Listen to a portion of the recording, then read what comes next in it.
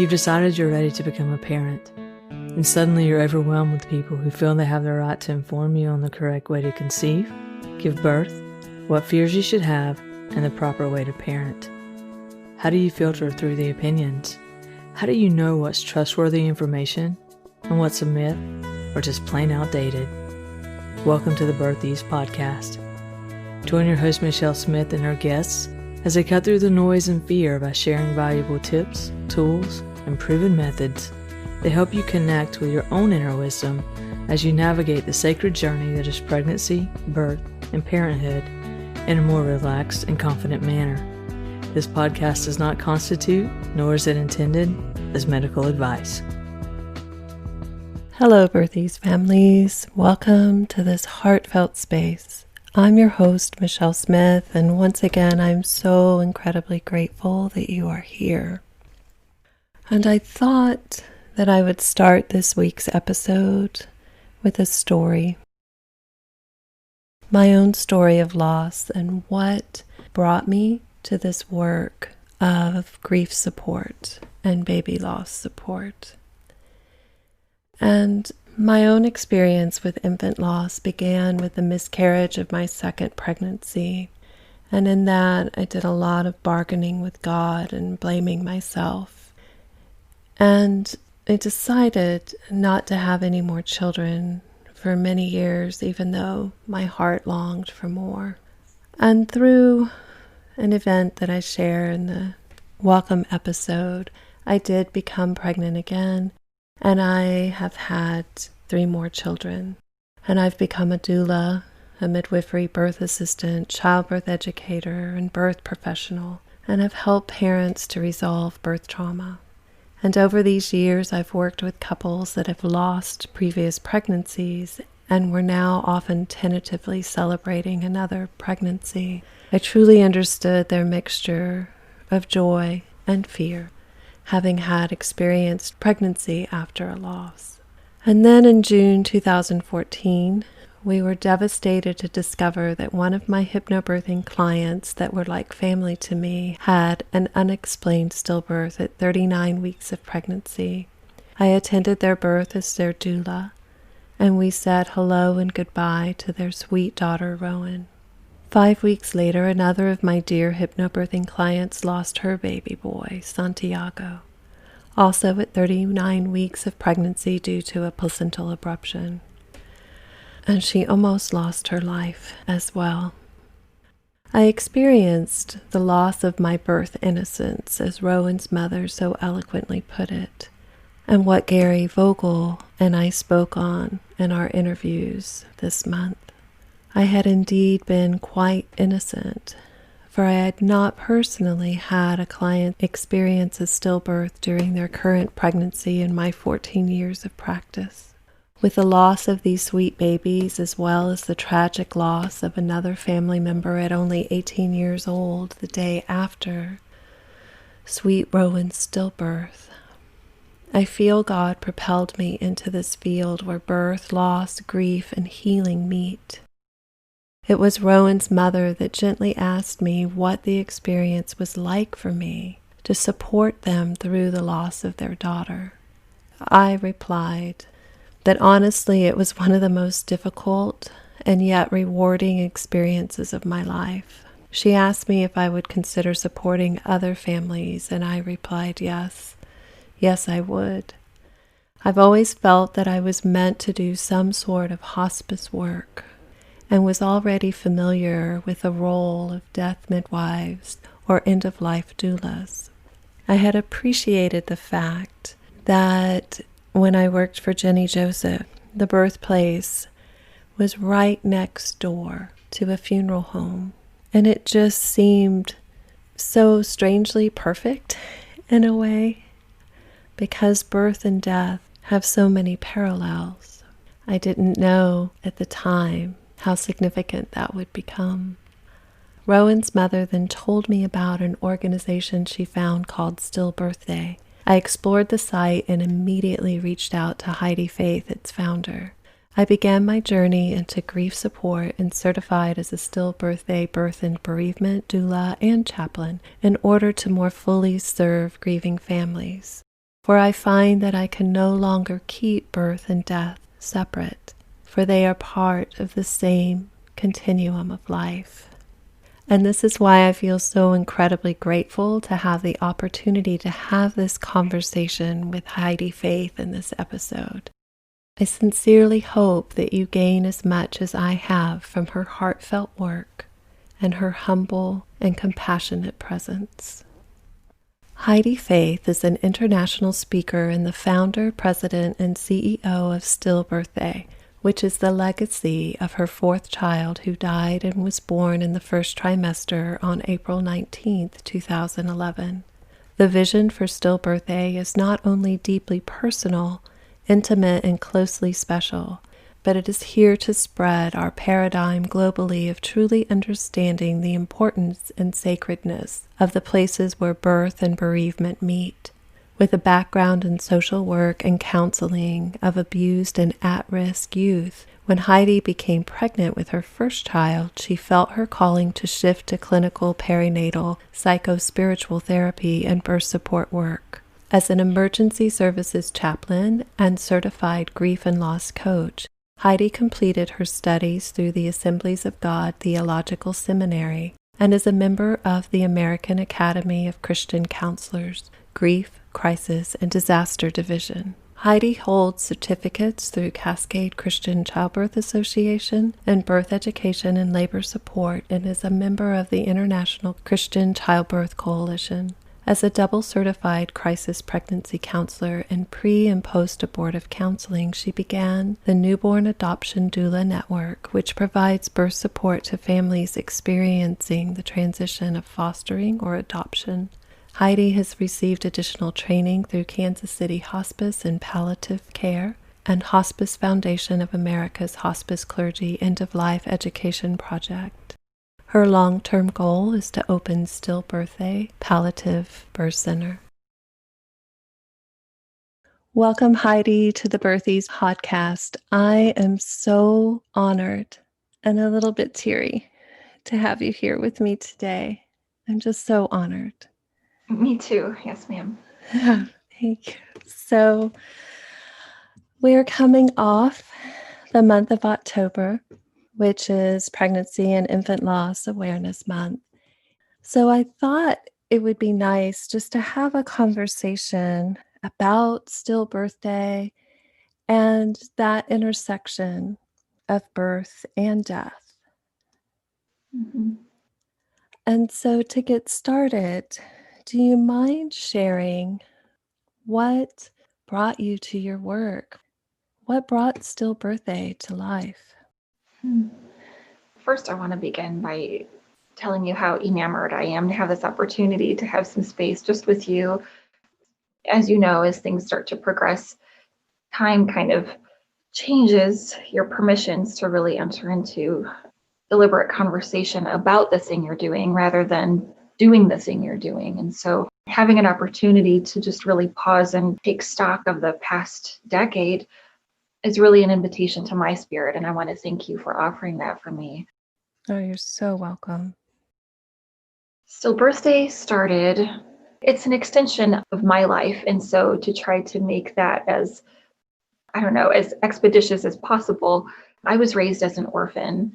And when social workers are the people of influence in your life, social workers become who you might aspire to be someday. And so I really was on this trajectory of becoming a social worker when I experienced my first pregnancy. And that really was transformative for me. And I learned about doula support and was so marveled by it that I really pushed the brakes on everything and took this left turn and became a doula. And so I had been a doula for about 10 years when I went in for an ultrasound and learned that my baby wasn't alive. And it was in that moment that I really feel that Stillbirthday was born. It was one moment I was in total darkness. It was, the ultrasound lady was talking to me and I just wanted to say, just be quiet, because I was sure that this miracle was going to take place and that my baby was going to return to life. And when that ultrasound screen was shut off, and the totality of the moment was really solidified in that moment. I was absolutely overwhelmed. I didn't know how to get up off of the crinkly paper of the ultrasound table. Everything was catastrophic. And I just, at the exact same time, I just wanted to find the next mom. Where is she? I'm panicked for her because I can't undo what's happening to me, but I have to find her. I don't want her to be alone. And weeks went by and I was so unsettled with this sense of, where is she? I have to find her. She's going through this darkness too. It was a July night of that same year. And the way that I tell my story is literally the Holy Spirit woke me up and said, what are you waiting for?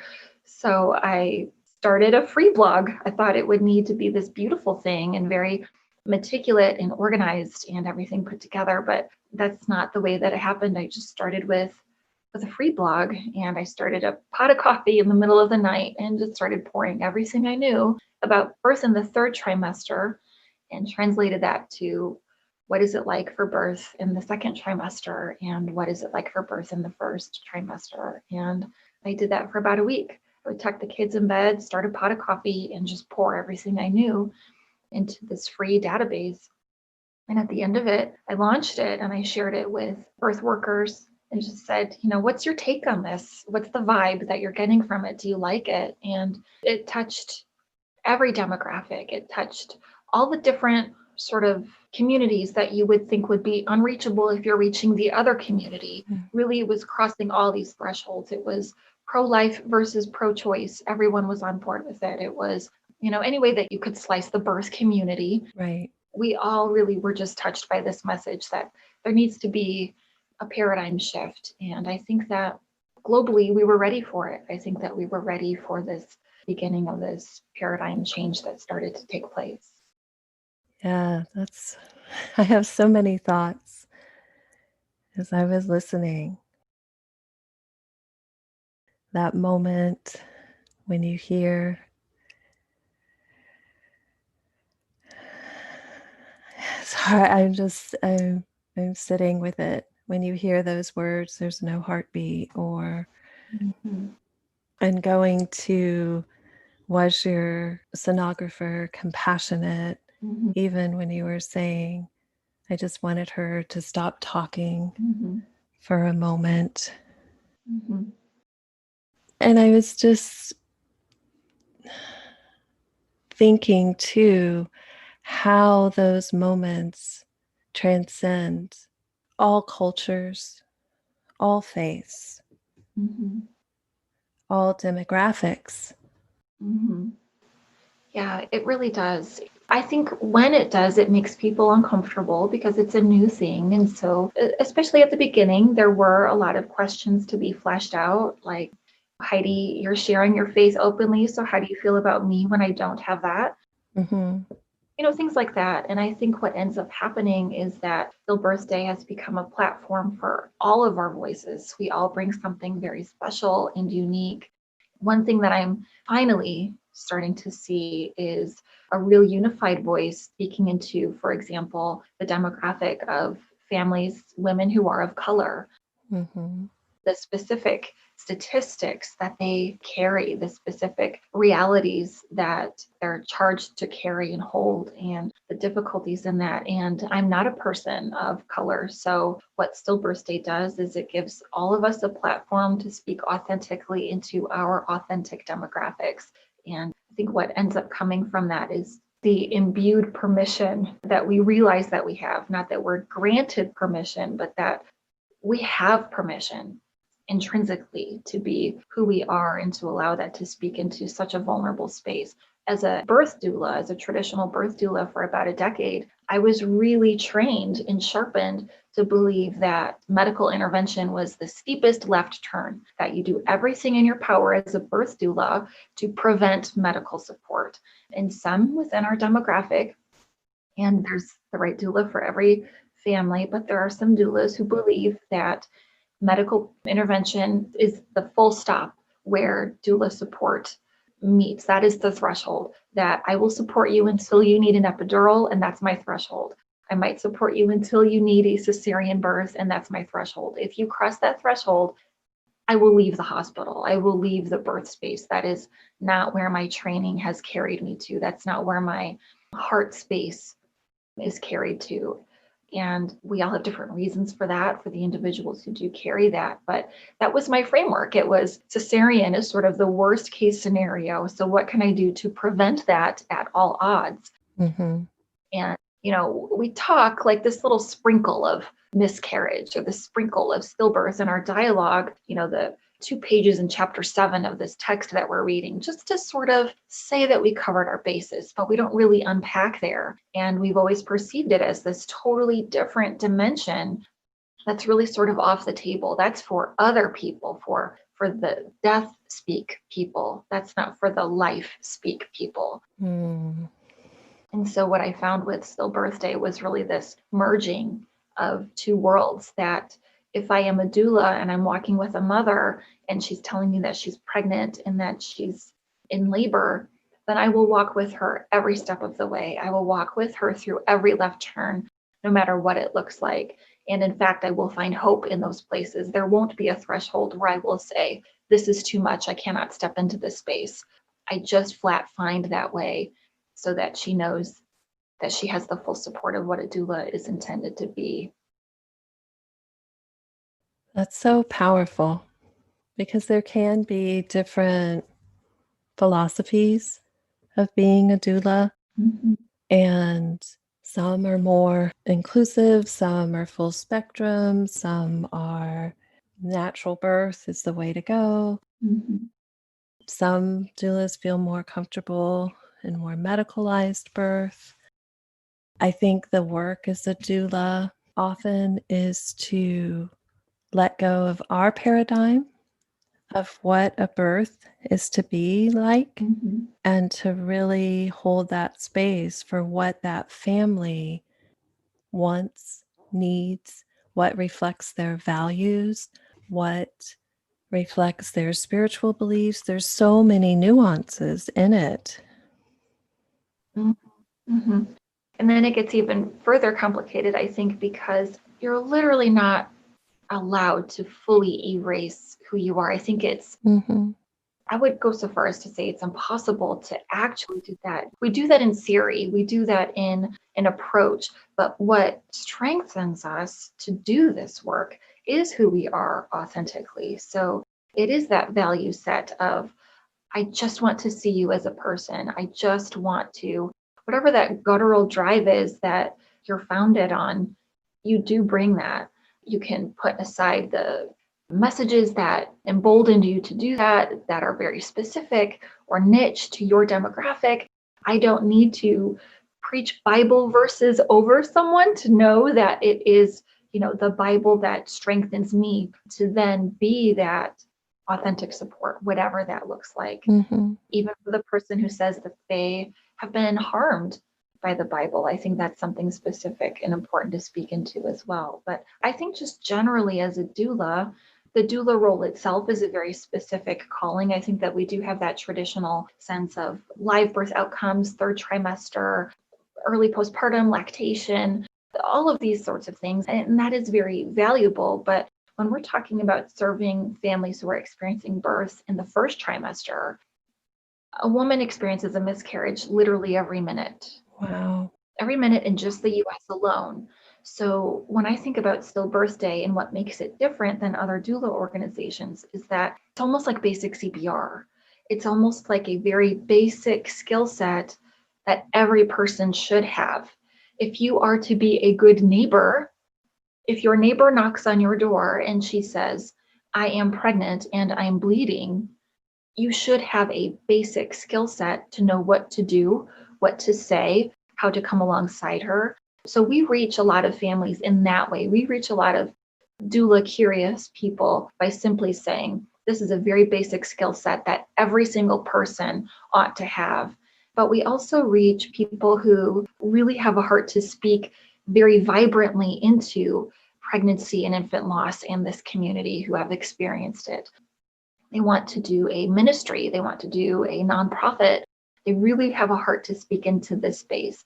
And then there's also traditional live birth doulas who have this calling in their mind. It's very framed with again, that third trimester expected live birth outcome, lactation, early postpartum, all those things that you think of. But, again, in their training, it was 2 pages of chapter 7 that just sort of brushed the word miscarriage. They didn't really unpack it. And I think that Stillbirthday is an important supplement to any doula training.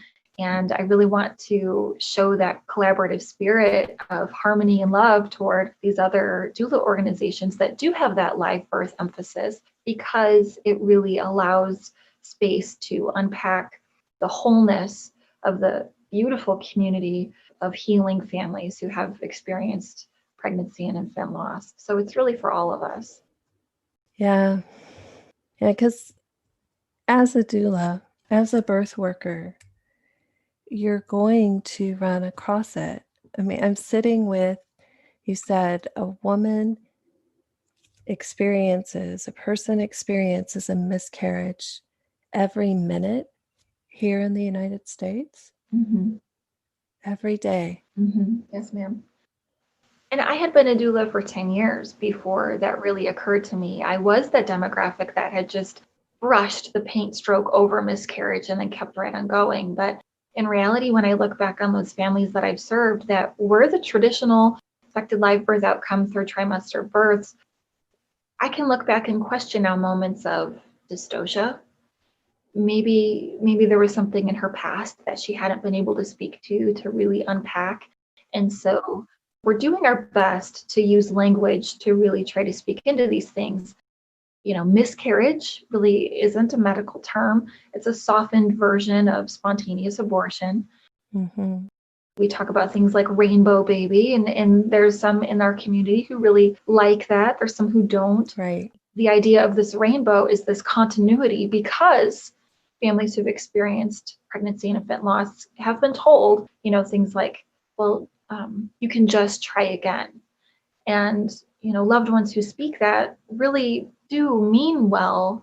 But when we can go into platitudes, and that can be a whole conversation, because platitudes, I feel like they're this thing where I am the mother who's given birth to a baby who isn't alive, given birth in the first trimester. And so now I have this new test in life in front of me. How do I think? How do I move forward? How do I assimilate this situation into my life? And my loved ones are sort of speaking over my shoulder, giving me the answers. They have some sort of an answer key to this test that I am charged with taking. It is my test. So while you might give me answers that really would be the answer to my test, it's cheating if I don't really absorb this as my own authentic answer. For some moms, perhaps they do digest this internally and say, you know what? I can try again. I can try again. And so when it becomes person-centered, when it becomes the person is allowed to, finds the allowance to narrate their own story, there's a lot of empowerment to that. And so we're even sort of starting to move away from this idea of I had a miscarriage, which is a past tense, one-time experience that you might plot on a time graph, whereas I am the mother of a child who isn't alive today. So today's parenting might look different than tomorrow's, because parenting is universal and it's unique. And so again, we're just really exploring language to give ourselves permission to authenticate our own stories. Yeah, that's such a different view or paradigm to give birth in the first trimester instead of I experienced a miscarriage.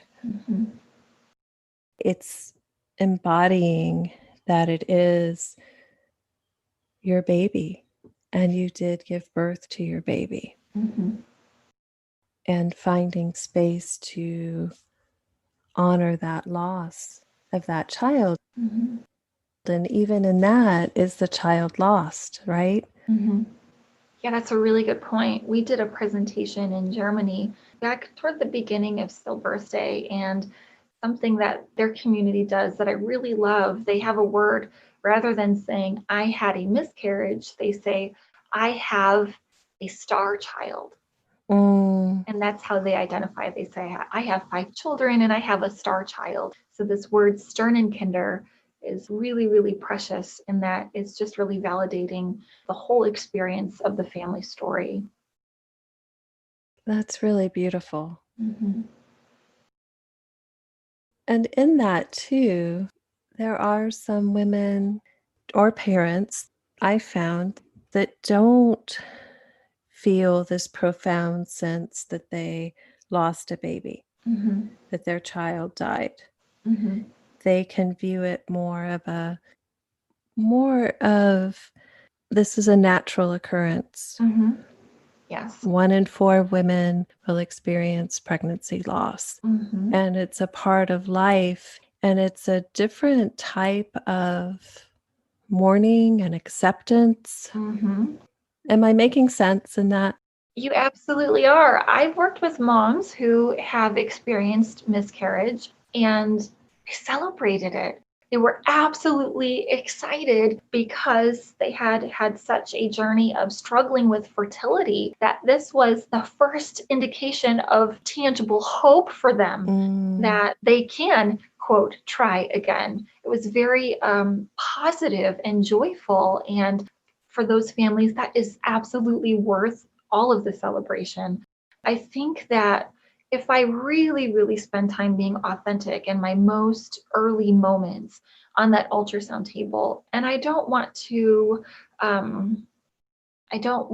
discredit my faith journey, because who I am in regards to my spiritual journey is very significant to me. So I want to be careful that I speak without blemishing that. But in my earliest moments, that sort of faith identity to my baby really wasn't what I was so impassioned about.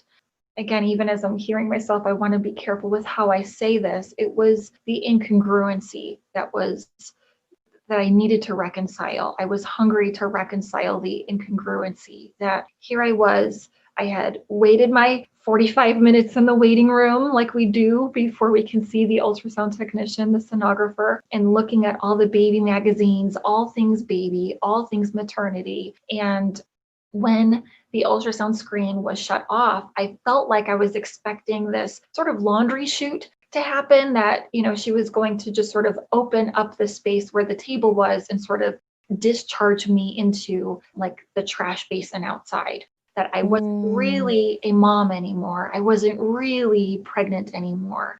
And the words that are used medically, they're purposeful and they have a medical base, but they definitely are lacking in the congruency department. We need to get that debris out of there, is what I was told. Just expect a heavy period, is what I was told. And I know enough about what a heavy period is and isn't.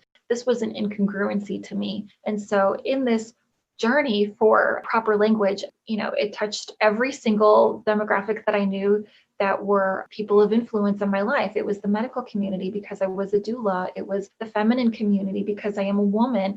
I went to my church family, my Every Baby Counts family, and was told God needed another angel. And if you really want to get into the nitty gritty of what I believe in scripture, humans and angels are not the same, that humans have a special place in God's plan.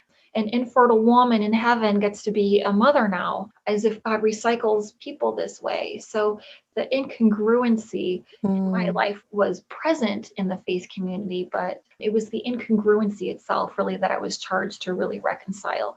I needed language that validated what I was experiencing. That's so powerful. And even as you're sharing that story, it's like this switch flips, and it can be so sudden. For not everyone, I don't want to act like for everyone it's so sudden, but often it can be. Mm-hmm. And it is a complete 180. Mm-hmm. And where do I stand? Where do I go? Yeah. And years ago, there just were not the resources No. that we have now. Mm-hmm. And it does for many. And again, I don't want to act like all, because everyone's experience is unique, like you said, but it really can cause you to have that incongruency. It can cause you to question. It can kind of smack you where your faith is, for lack of better words. What do I really believe? Mm-hmm. And are these beliefs or these thoughts comforting to me? Mm-hmm. Which, being told that your baby is an angel, Mm-hmm. for some women, that is so comforting. Mm-hmm. For some families Mm-hmm. and other families, it just isn't. Mm-hmm. My baby's not an angel. Mm-hmm. I experienced a first trimester birth, and I don't think of my baby as an angel. Mm-hmm. And that's where it gets tricky, I think. Mm-hmm. I think the most important thing, the takeaway for people who have not been impacted personally by this event, by this specific pregnancy and infant loss, by this specific birth and death of this child, is rather than coming at the experience with statements, we need to come with questions. Mm. Because I think when we're looking at the issue of the horrifying statistics that women of color face, Mm-hmm. the harrowing realization that these statistics are against their odds of health and wellness and life, we should have alarm bells ringing, all of us.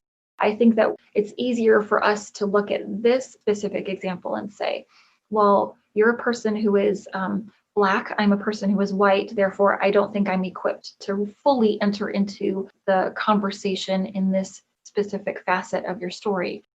I think that we lose that when we see someone who we think looks like us or matches some of our story or some of our demographic. People who are of the same faith can have very wildly different interpretations of their own experience. Mm-hmm. People who are of the same age group, people who are of the same socioeconomic status, people who are of the same marital status. Not every teen pregnancy looks the same. Not every teen pregnancy and infant loss looks the same. So we would do well to table the statements that we might have and instead come into the situation with a curiosity. And even though that person, literally, the word that best described my earliest moments was impossible. Everything was impossible. How do I tell my husband that his baby inside of me is not alive? It was impossible. How do I get up off of the crinkly paper of the ultrasound table? Impossible. Everything was impossible. Mm-hmm. But at the same time, I also knew that the messages thrust at me were incongruent and they were not going to help me stand. In fact, they were stumbling blocks. So it's an interesting thing. It's a really interesting sort of dichotomy that she might feel in every way helpless, hopeless, lost, confused, impossible to do anything. But we still need to grant her the realization that she has permission to lead and to let her do that. Yes. That is so profound. And I feel like we need more education for medical providers Mm-hmm. regarding compassionate care, trauma-informed care. Mm-hmm. And I'm thinking, in my conversation with Gary Vogel, one of the things that he said, especially if someone has experienced a stillbirth, that traumatic experience often qualifies someone for a diagnosis of PTSD. Mm-hmm. Mm-hmm. And where are we even holding space for people? It's often not even viewed as trauma. Mm-hmm. Having a baby in the NICU Mm-hmm. often isn't viewed as trauma. Yes. How many moms get the comment of, oh, you get a little mini vacation before you get started on your motherhood? Oh my gosh. No, and that's the exact opposite of truth. I think when I'm standing back and observing the sort of global trend that we're having, we are moving toward a paradigm shift, and it is fundamental, it is paramount, it is very, very essential. I think what we're starting with is changing the language first, Mm-hmm. changing the dialogue. And the more that this trends, the more that we normalize the verbiage that we're using, we're going to empower people to enter into this space. I think what happens is, particularly among medical professionals who have, significant tenure, I think that they have guards professionally, personally, that prevent them from being vulnerable. And that's what we're asking people to do, is to be vulnerable in this space. It's a very difficult space to be vulnerable into. And then when you have additional reasons professionally from doing that, then it's going to inhibit it even further. But I think what we need to see happen is we have a culture that microwaves conversations. We microwave friendships. We like to have everything very expedient. We like to have everything in 180 characters or less. And grief isn't that. Yeah. Grief is the long-term process, the relationship that a person has with this, what we're calling a one-time past tense blot on the time spectrum. We're talking about relationship here, and that does require time, and it does require vulnerability. And until we have some sort of a mathematical equation that people can factor in and say, 2 + 2 equals, I will walk in and dim the lights and pat her on the leg and say, I'm so sorry for your loss. And then we, box up our things and leave. I think people are looking for exactly that, this sort of measured response that they can check their boxes. And we're not going to have that, but I think we are getting closer toward making it more tangible for the people who have the most reason to be afraid to enter into that vulnerability. We are coming up with Stillbirthday as a curriculum is really, really effective for nurses. It's really effective for seasoned doulas. And by the end of that, we do start the conversation of what are some tangible things. If you are a good neighbor and your neighbor knocks on your door and she says, I'm pregnant and I'm bleeding, what are 3 things you can say? What are 3 things you can do?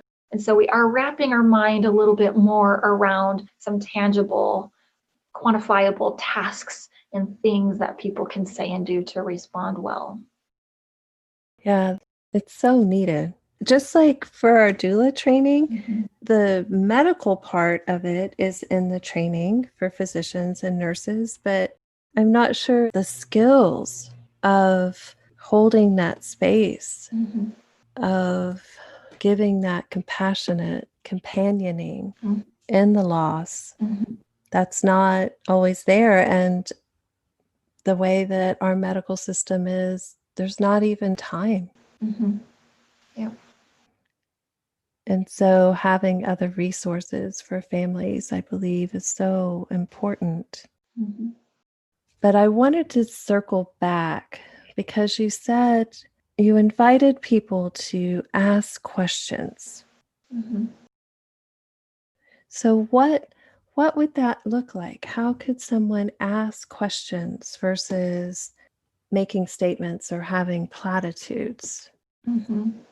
So we offer a day training that really unpacks some of these tangible aspects of serving really well. And your most immediate thought with asking questions might be things like, well, why did this happen? And what did you do wrong? And did you eat a bologna sandwich? Did you pump gasoline? Did you have sex too aggressively? The mom is already probably asking those questions of herself. So I definitely don't mean those kinds of questions. I mean very, very present, curious, vulnerable questions, like sitting down next to her and saying, I want to know, right? Like we don't phrase that as a question, but we pose it to give her space to take the conversation and lead it.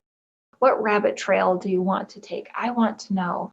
I want to know how you're feeling. I want to know what you're thinking. I want to know all about this. I want to know. And just offering that presence for her will allow her to explore maybe an avenue of the situation that she hasn't even really internalized yet, that she hasn't really fully processed yet, where you allow her to be vulnerable that way. It might be that something that she never would have thought of and never would have come out. So when you come at a mom and say, oh, well, it's because of this, or you should just try this, that might be an answer for something that her heart isn't even looking at. It might be this other area that really needs to be poured into. You might be serving the wrong thing. You might be trying to give her something to drink and she's not thirsty. Mm-hmm. You might be trying to put a sweater on her and she's already warm. So we can't come at her with answers to questions she hasn't quite asked yet. So just to be curious and say, tell me anything. Tell me anything you want to say at all. And I just want to listen. And I promise you, it's going to take 2 or 3 different turns in the conversation because there's just so much to unpack when a person experiences pregnancy and infant loss. There is. There is. Because we can be aware of it, I feel like, but until it happens, no matter how much knowledge we have, Mm-hmm. it's just not the same as walking through it. No. Mm-mm. Yeah, and with different doula organizations, for example, they want to require doulas to serve 2 or 3 births for free at first or low cost, sort of get their feet wet. And Stillbirthday steers directly away from that because the premise really is every single birth you serve is the first time you served that birth. And so you might be serving a mom who has herself experienced miscarriage 5 times, but now this is the 5th time. So this is very different for her. And giving yourself that permission to be vulnerable, to not have all of the answers is very empowering. It's very freeing. It turns you away from that script. It might seem counterintuitive. It might seem, wow, I've been certified for 1 year, now 2 years, now 3 years. I must have all the things together. I must say all the right things. But it gives you permission to allow her to be the author of her story and that you're the witness. It's a huge role and we bypass how valuable it is, but you're the witness into this experience. You're saying so many profound things, Heidi. You really, really are. And that being witness, Mm-hmm. having someone witness our grief, Mm-hmm. having someone witness our pain, having someone witness our journey, Mm-hmm. it's validating. Mm-hmm. Yeah. And being in this birth field for about 20 years. A long time. Yeah, yeah. And helping families before that. So Mm-hmm. I did my training, it was 20 years ago, Mm-hmm. and helping friends and families before that. But when I step back, I feel like birth always teaches you. Mm-hmm. Sometimes I surprise myself, like, oh, yeah, I know this, this, and this. And other times there's so much to learn. Mm-hmm. I don't know. And it teaches you. Mm-hmm. I feel like birth and death are part of the same continuum, Mm-hmm. and there's similarities in birth and death. And in that, how do we want to die? Mm-hmm. How do we want to give birth? Mm-hmm. Who do we want there with us? Mm-hmm. Where do we want this to happen? Yeah. What do we need in a caregiver? How do we find someone that supports our values? Mm-hmm. There's just so many nuances and important questions that I think most of us don't even realize that it's important to ask them. Right. And I think that's a little bit of what we're up against too. I think that we are moving into a space where we are consciously being accountable to the stewardship over our life story, over our trajectory, over what we leave behind and our legacies. And I don't know of a demographic that's more in tune with that than the healing community. Yeah. So, for the listeners that aren't aware, can you share a little bit about the services that Stillbirthday provides?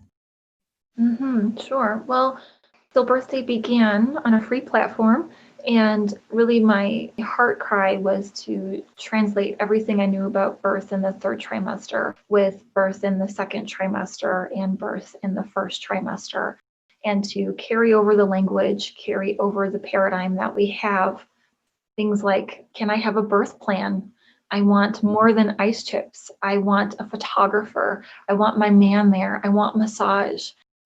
How can I turn this medical event, this quiet episode, into the birth and the death of my beloved baby, and all that that includes for you personally, for your family personally.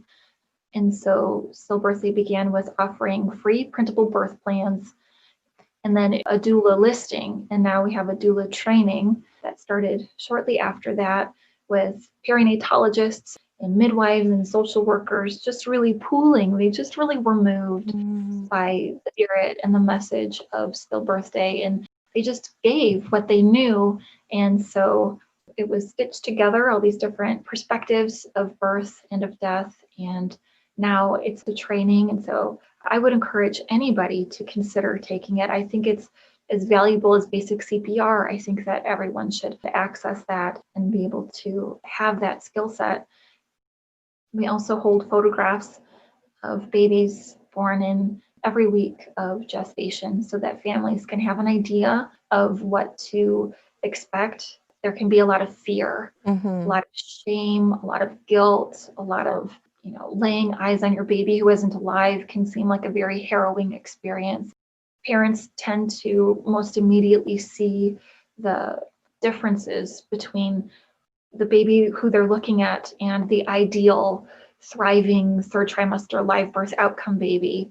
And it's important to close those gaps. And so we as doulas invite the families to see the beauty, to dare to see the beauty of their babies. Some families see that immediately, and other families more want to have permission to see that. They want to know that it's okay, that they can see how beautiful their baby is, even in such a devastating time.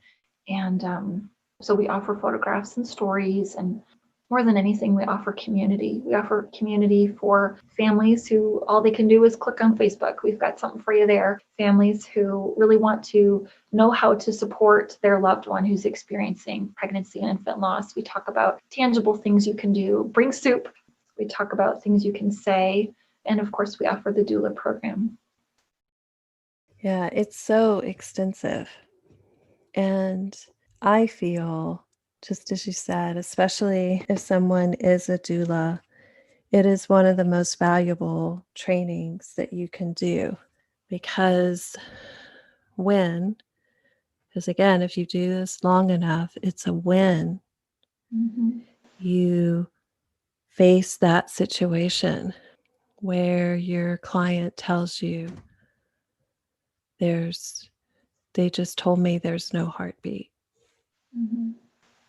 Or I had a placental abruption.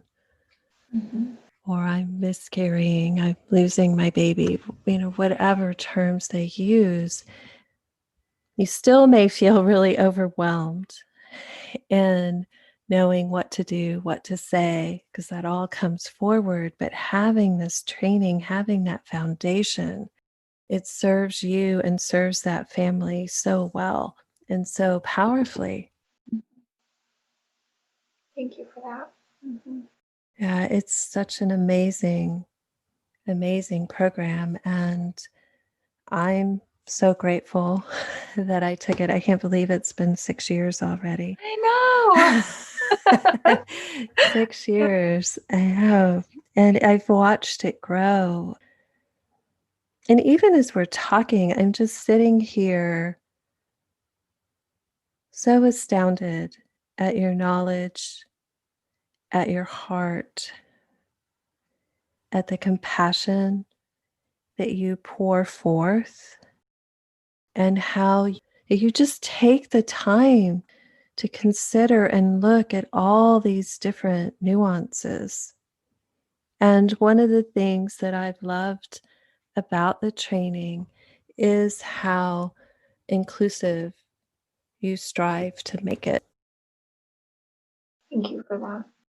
Yeah, it is just incredible. And being a member of it, there's a safety. I'm getting teary. There's a safety with you, Heidi.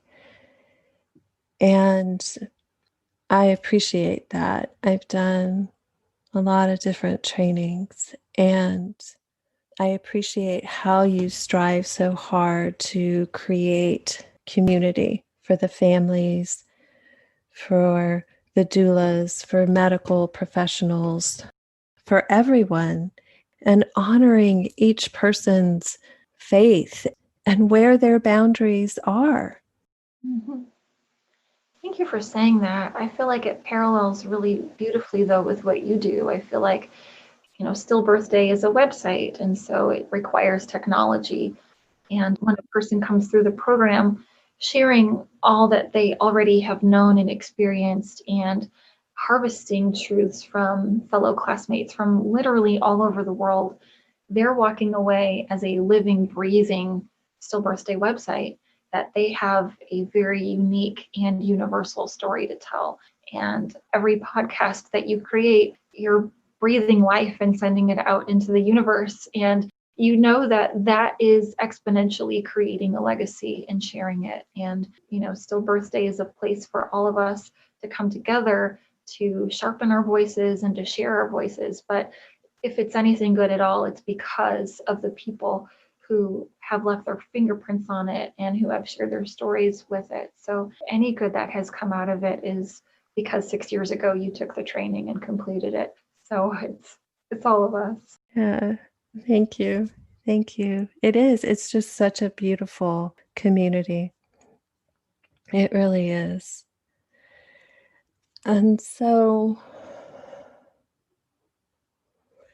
if a family is heard that news that sometimes comes as a complete shock, most often does, sometimes for some of us, it's in the back of our head. But in that moment, what would you want them to know if you could whisper something to them? That they're not alone. Yeah.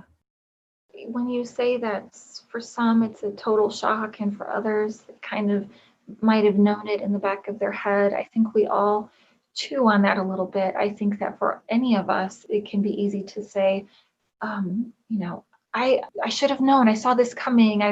I had this gnawing feeling, and then equally we carry this weight of how could I not have known? How could I have missed this? Mm, I think that we all do that to ourselves, and it's because we love so deeply that we are willing to be the bad guy for the sake of being able to point to a bad guy for justice for our baby.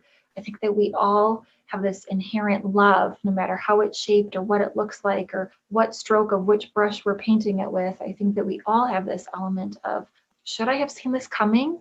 Equally with, I can't believe I didn't see this coming. mm-hmm. Mm-hmm. So just to be able to be vulnerable and authentic with anything that we're feeling, no matter what you're feeling, I promise that you're not alone, that your story is universal and it is unique. And that's the heartache of it, that's the loneliness of it, but also that's the magic of it and that's the wonder of it. And there's hope in that as well. Yeah. Again, your words are so profound. And that's why I'm so grateful for Stillbirthday and just social media. Sometimes social media gets overwhelming, but it is giving this voice that you're not alone because grief can be so lonely, Mm-hmm. so lonely. Mm-hmm. And I think with infant loss, it's even more lonely because there's a bit of a taboo still. Mm-hmm. And Mm-hmm. I remember even doing my training, and as I was supporting the families that had experienced loss in that, not everyone can talk about it, wants to talk about it, is able to, Mm-hmm. and it can feel so lonely. And there is this comfort to know Mm-hmm. that you're not alone and you can dip into the community and listen and share and learn. And if you get overwhelmed, you can step back a little bit. And everyone's journey is so unique. And I love what you said, that it's universal, but it's unique. And there's not a right way to grieve your baby. Because sometimes I think we get caught up in that we have to do it right, or that Mm-hmm. it needs to be done a certain way, or it's been a month. Everybody's saying I should be over it now, and what's wrong with me? And also relaxing into that knowledge that most pregnant people are going to, on some level, blame themselves, just like you were saying, of, oh, if I hadn't eaten this, if I hadn't done that. Mm-hmm. And even there can be guilt too, because you and I both know sometimes there are people that are relieved that they experienced a first trimester loss Mm-hmm. because they weren't ready. Mm-hmm. But then they feel guilty Yep. and they feel wrong for that. Mm-hmm. And to that person, I would just speak truth in that moment as well, that you have permission. You have permission to feel all the things, even the things that seem contradictory to one another, even the things that don't seem to make sense, that somehow in your own unique way, you are going to carry this mosaic of all of these things, and it will be beautiful in its time. Yeah, and I think it's giving ourselves permission to feel it. Mm-hmm. Mm-hmm. And Yeah. finding those people, I think too, going through grief and these type of experiences, you do find who really can be there with you, Mm-hmm. and those that love you and support you, and they just don't have the capacity to walk along that journey with you. Mm-hmm. That's right. Yep. That's right. And it doesn't mean they don't love you. And I think too, preparing yourself that people can be so well-meaning, Mm-hmm. but they're probably going to say something that's really going to hurt. Mm-hmm. Yep.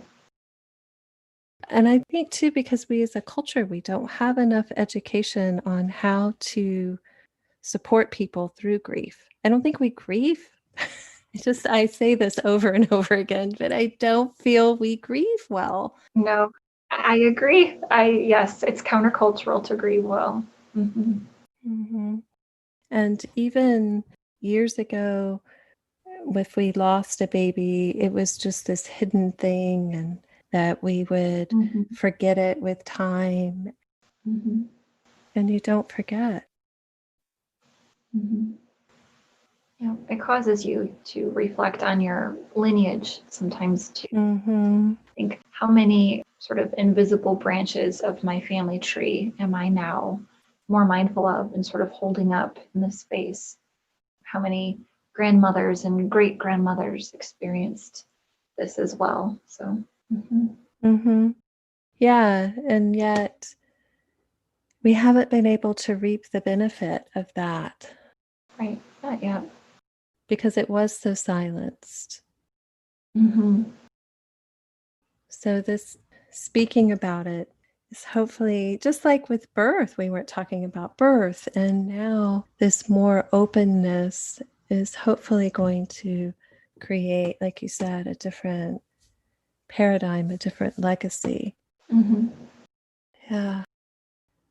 I'm wondering, have you found that when we're grieving, that often it's like we can look for someone or something to be angry at? Mm-hmm. Like you could be really angry at the physician, Mm-hmm. or being angry at the hospice lady. Mm-hmm. And I feel like we can almost find this scapegoat Mm-hmm. for our anger. Mm-hmm. That's a really good word for it. I feel like grief is like a tapestry. And sometimes, in order to really weave through it, we have to work through one patch at a time. And so we go to what we know. And so, in our process of weaving through the feelings, the patchwork of feelings of grief, sometimes we start with anger because in our history, that's kind of what we go to. We go to history. We go to anger as sort of the gateway into sadness. And then we allow ourselves into the space of sadness. And then we have to come into a little bit of a patchwork of accountability of how am I stewarding these feelings. I tend to think that grief is sort of this invisible pregnancy where when you're raising a child, there's a lot of nurturing, and then there's also some discipline of, you can't throw a tantrum in the middle of the grocery store, sugar. You have to get up. So I think that we have to parent our grief. And in order to do that well, we have to realize that it is this tapestry. It's a whole mosaic. It's a whole entity that is comprised of all these very valuable parts. And so, yeah, I do think that sometimes we can only process that based on the information that we already have at the time. And so through practice, through habit, I think some of us, we go through anger as one of those foundational feelings to sort of navigate it all. But, we do get to a space where we can look back and see, we are able to look back and say, this is more of the big picture, I could move the frame out some and see more of what was going on. Yeah. And sometimes the anger just feels safer in a way, like a safer feeling than this grief that feels like it can just encompass you. And I think that's something that's important just to take into your being. It can feel, there are moments where the grief can feel so consuming. Yeah. And that's normal. It is normal. And I think, so is turning to the anger, I think what you're speaking into there is that we can have more control over the situation when we lean into anger. I think that anger is a place of power, a place of stability and control, and grief, especially at the beginning, is very vulnerable. It's very helpless. It is like that tapestry, but it's like being shaken in the wind. It's very hard to find a platform on it and a foundation and feel safe in it. And so, you get there. You get there. You get to a place of seeing the foundation of grief and having that sense of authority in that place. But it's very scary at first. It is. It is. And I think we aren't granted enough permission to grieve. And so I invite those that are grieving to give yourself permission to feel what you're feeling. And often when we do feel it and acknowledge it and let it move through us, then it can ebb away. Otherwise, it just builds and it builds.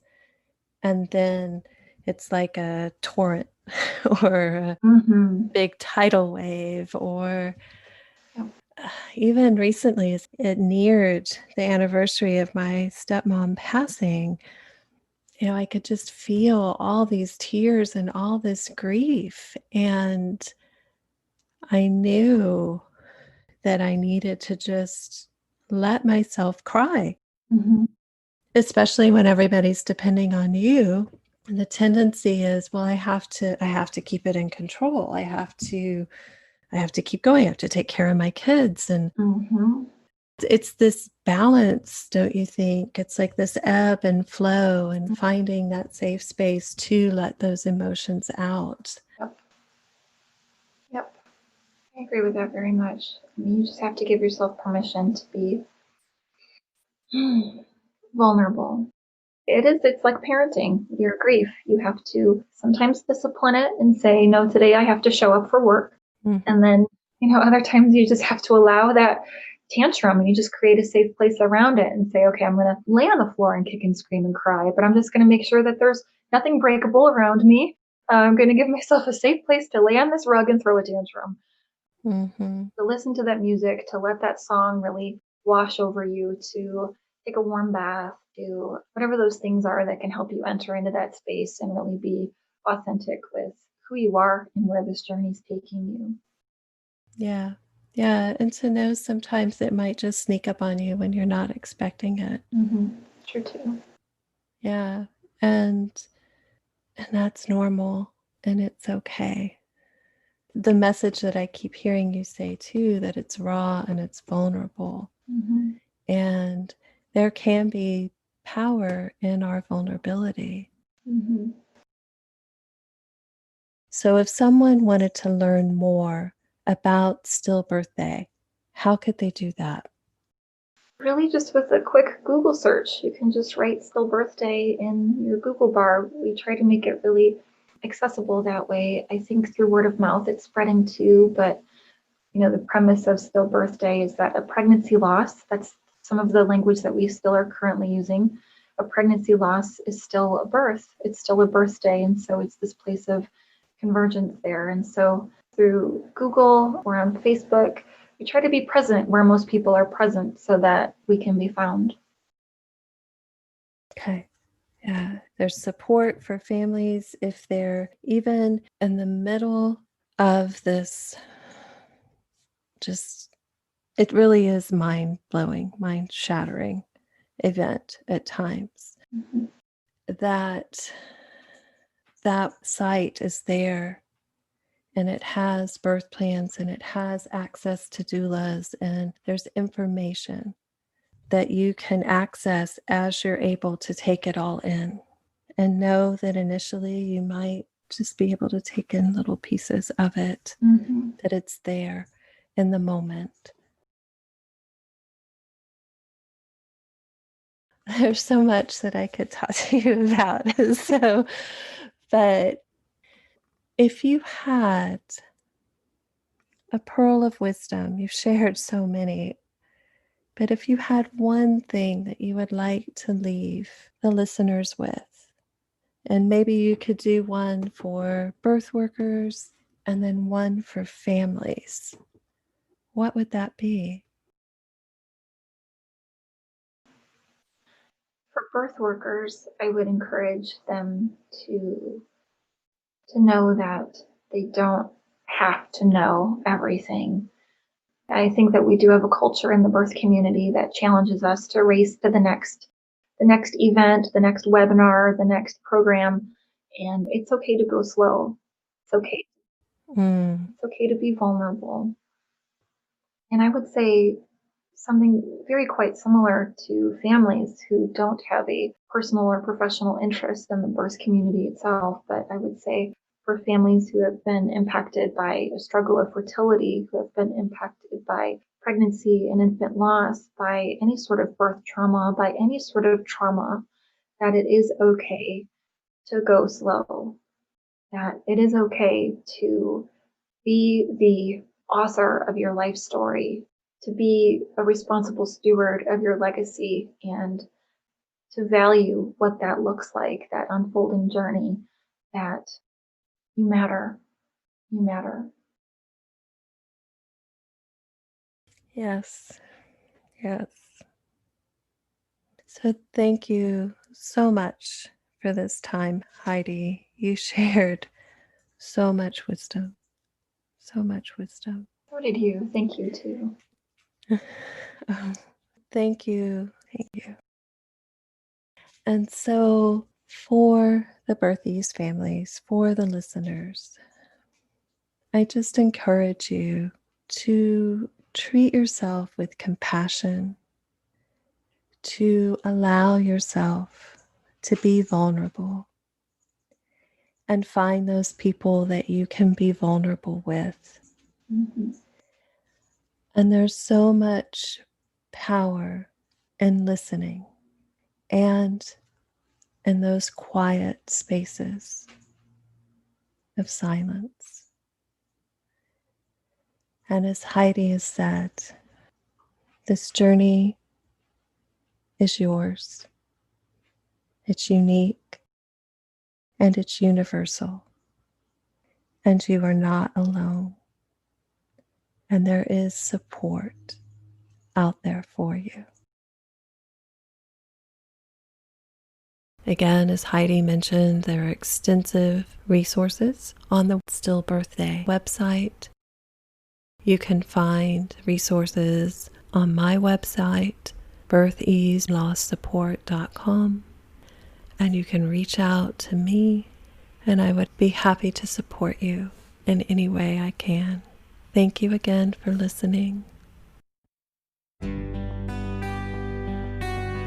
For more great conversations like these, or to find out more information and access Michelle's library of amazing guests, go to birthiesservices.com/podcast.